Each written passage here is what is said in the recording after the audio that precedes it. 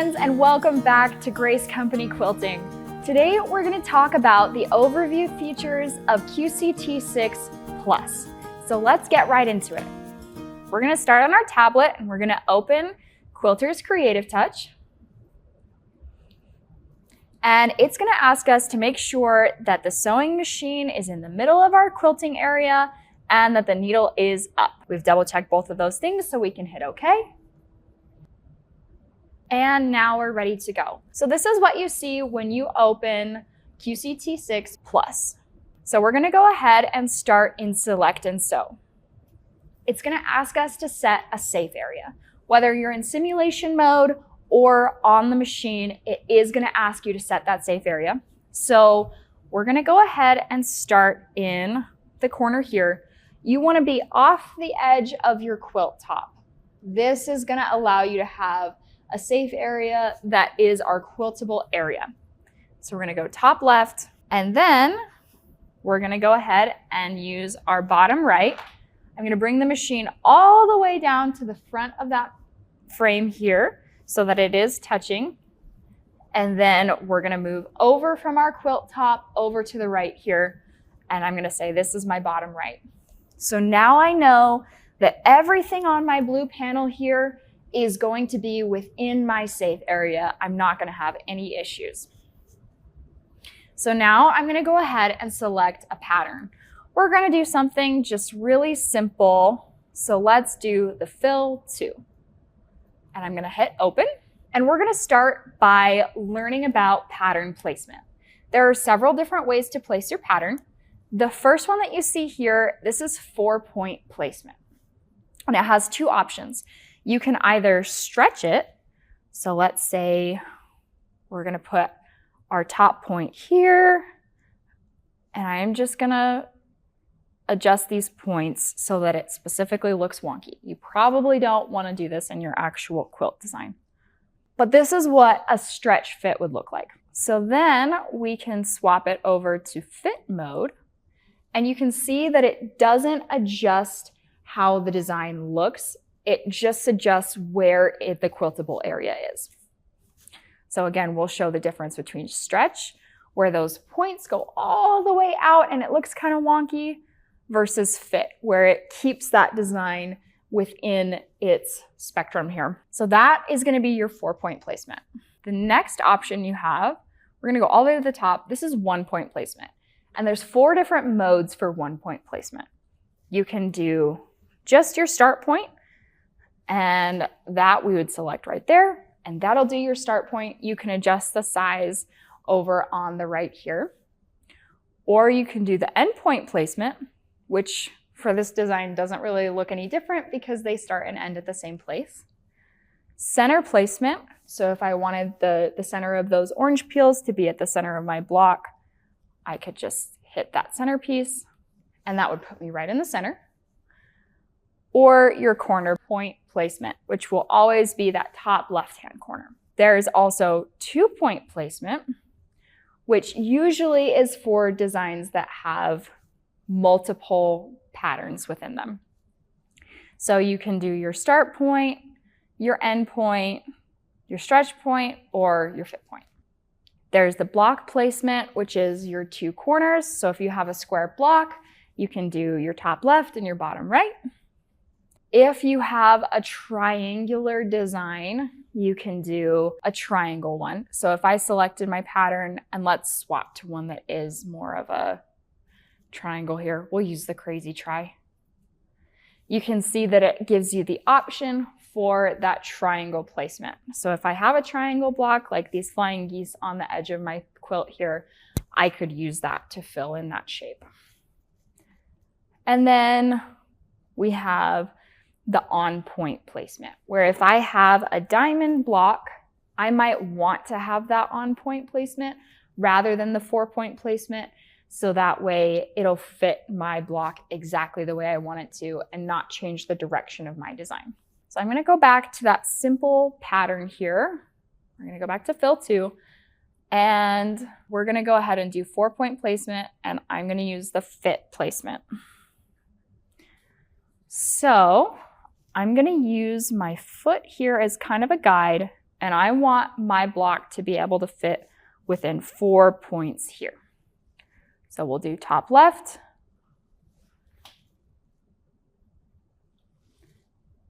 top right, bottom left, and bottom right.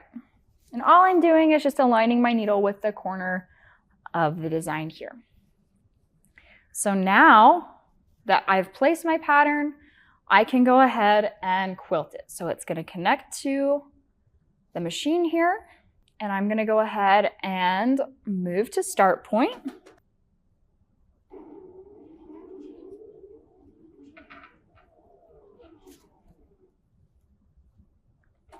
Do a single stitch once it's at the start point, pull up my bobbin, and then we can hit sew.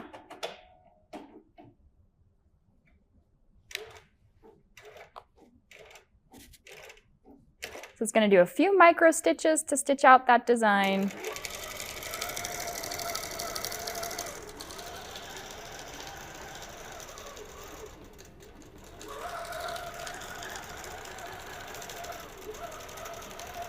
And as you can see, it's fitting that design to make sure that it's not stretching it in any way, but it's keeping it within those 4 points that we placed before.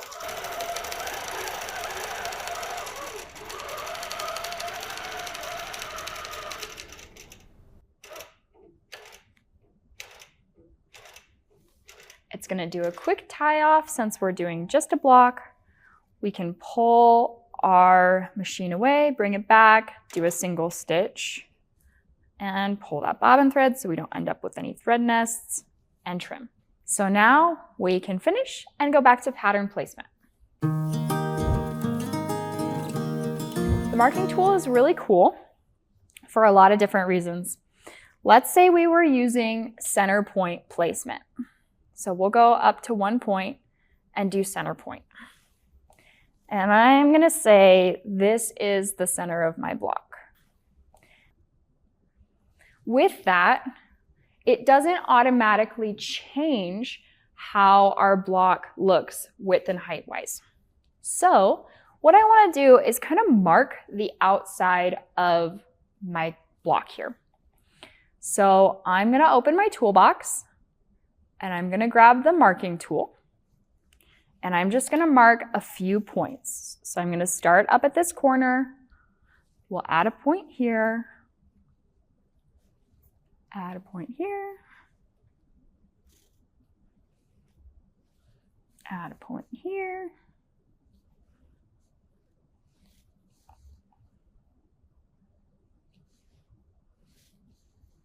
And I'm just going to outline my block.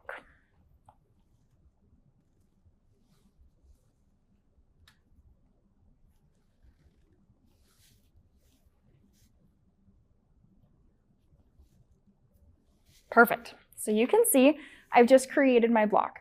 If I wanted to, I could opt in to quilt those markings by checking that box off to the right there, right on top of the quilt button. That would allow me to stitch in the ditch. But I'm going to close up my toolbox and we're in 1 point placement. So I want to shrink that up to be just in the center. So I'm going to make sure that my height and width are locked.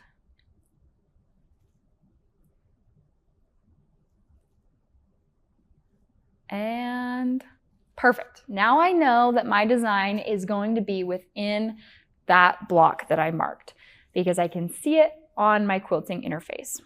And it would stitch out just the way the other one did. So let's go ahead and go to quilt.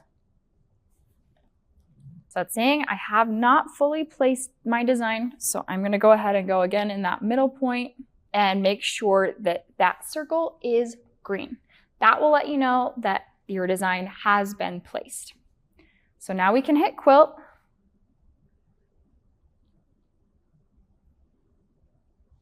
And again, let's go move to start point because it's going to do our markings and our block that we placed so that we have a nice finished stitch in the ditch look.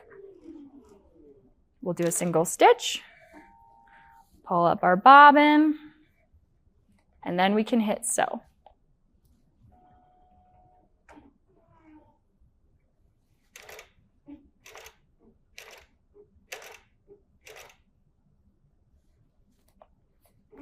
While it's moving, I'm just going to trim my block here.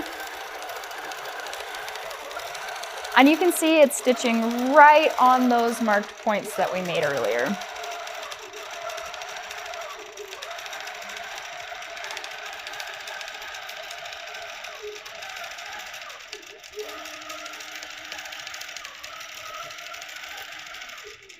It's going to do a simple little tie off.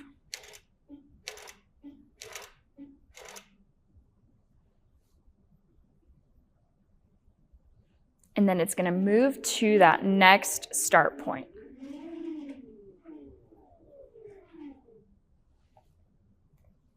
I'm just going to trim that up.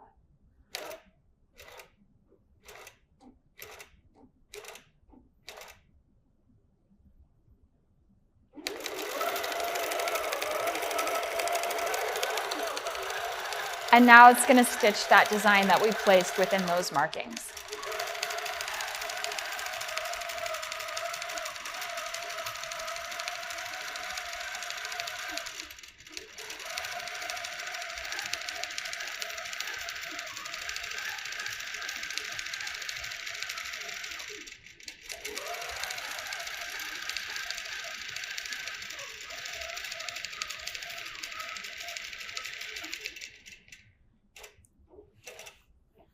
It's going to do a little tie off, and then we can trim our tails.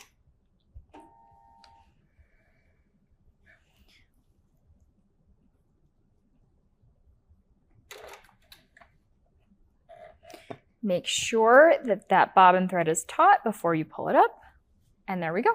Now we can hit finish, back to pattern placement. One thing I did want to show you, since this pattern is still placed, if I uncheck that markings tool, we can hit quilt,